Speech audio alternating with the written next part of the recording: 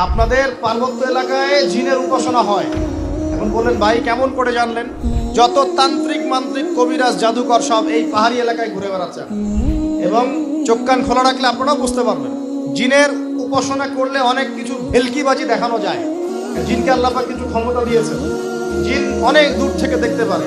মনে করেন কেউ একজন এখানে বসে আছে, সে দাবি করছে যে সে অলৌকিক ক্ষমতার অধিকারী, অথচ ওর কাছে জিন আছে। কি আছে? জিন। এখন আপনি শুনেছেন যে অমুক জায়গায় অমুক বাবা আছে, সে অনেক বড় ক্ষমতার অধিকারী, যাই দেখি ওনার কি ক্ষমতা। এখন আপনি রাস্তায় আসছেন, তার সেই জিন তো আগেই দেখতে পাচ্ছে আপনি আসছেন দূর থেকে, সে আগে খবর দিল আসতেছে মক্কেল, ওই যে মক্কেল আসতেছে। এখন সে বলল যে ওই ব্যক্তির সাথে যে জিন আছে ওর সাথে কানেকশন করো। সবার সাথে একটা জিন আছে না? আছে কি নাই? একটা করে জিন শয়তান আছে না সবার সাথে? দুইজন ফেরেশতা একজন জিন সবার সাথেই আছে, আছে কি নাই? আপনার জিন জানে আপনার সাথে অতীতে কি হয়েছিল? জানে তো। আপনার জিন আপনার সাথে আছে না শুরু থেকে? তাহলে আপনি 1 মাস আগে কি করেছেন আপনার জিন তো জানে। ও ভবিষ্যৎ জানে না কিন্তু অতীত তো জানে। ও তো ভবিষ্যৎ জানে না কিন্তু অতীতে আপনি কি করেছেন ও তো জানে না?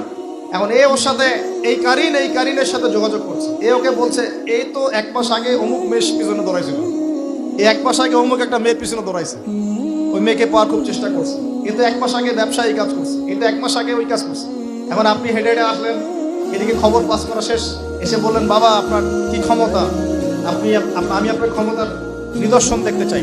সেই বাবা এখন বলছে যে তুই তো সেই ব্যক্তি না, তোর নাম অমুক না, আপনি তো ভেবাচকা খেয়ে গেলেন। হ্যাঁ তাই তো, আমার নাম তো অমুক। তুই তো 1 মাস আগে এই মেয়ের পিছনে করছিস না, তাই তো আপনি কেমন করে জানলেন? তুই 1 মাস আগে এই কাজ করছিস না, তাই তো আপনি কেমন করে জানলেন? আপনার তো চোখ একদম আসমান উঠে গেল। বাপরে বাপ, সে তো আমার অতীতের সব বলে দেয়, সে তো আমার অতীতের সব বলে দেয়।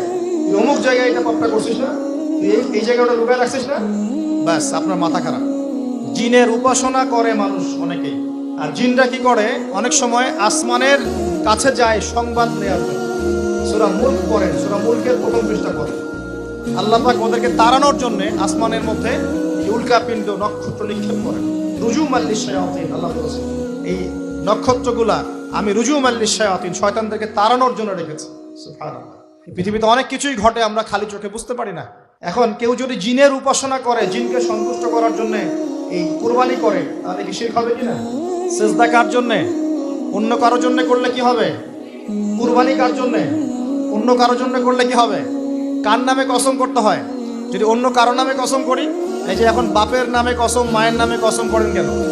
কসম করা যাবে না এভাবে। মান হালাফা বিগাইরি ইসমিল্লাহি ফাকাদ কাফার, কেউ যদি আল্লাহ ছাড়া অন্য কারো নামে কসম করে সে কুফরি করবে। যদি কসম করতেই হয় আপনাকে আল্লাহরই কসম করতে হবে। যদি কসম করতে হয় কার কসম করবে? আর আল্লাহর কসম করে কি মিথ্যা বলতে পারবে? মিথ্যা বললে তখন কাফারা দেওয়া লাগবে। আচ্ছা, কাফারা কি? সবচেয়ে সহজ কাফারা হচ্ছে 3টা রোজা রাখা। কয়টা রোজা? 3টা। এখন কসম করবো আল্লাহর জন্য, দোয়া করেন কার কাছে? দোয়া কার জন্য? এখন যদি অন্য কারোর কাছে দোয়া করা শুরু করি, সন্তানকে দিবে, অন্য কারোর কাছে চাওয়া শুরু করি,